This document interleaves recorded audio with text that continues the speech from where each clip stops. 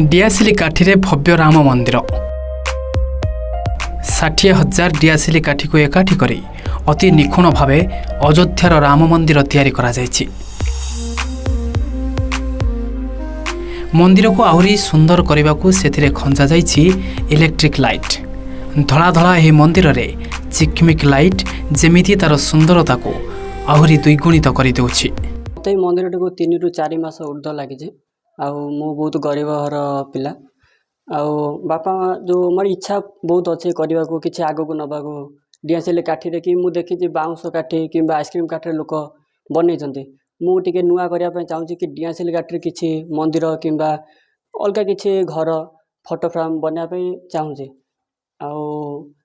इच्छा तो बहुत अच्छी किंतु सरकार मोर अनुरोध कि मत कि साहाय्य कले मुझको बापा दियंती मेला उत्सव पैसा आउ किसी पैंट सार्ट पैसा देले आमे पैसा मु संचय कर रखी एमती संचय करी अल्प अल्प करी बहुत आज काटी संपूर्ण करछि।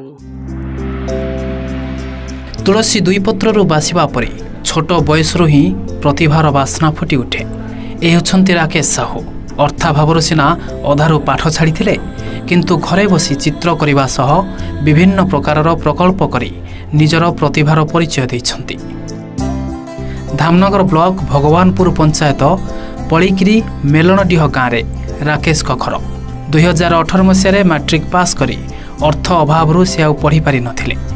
हेले संघर्षमय जीवन में स्वप्न थिला गोटे चित्रकार हेबा आउ सेथिपई से एबे भी हार मानि नाहंती।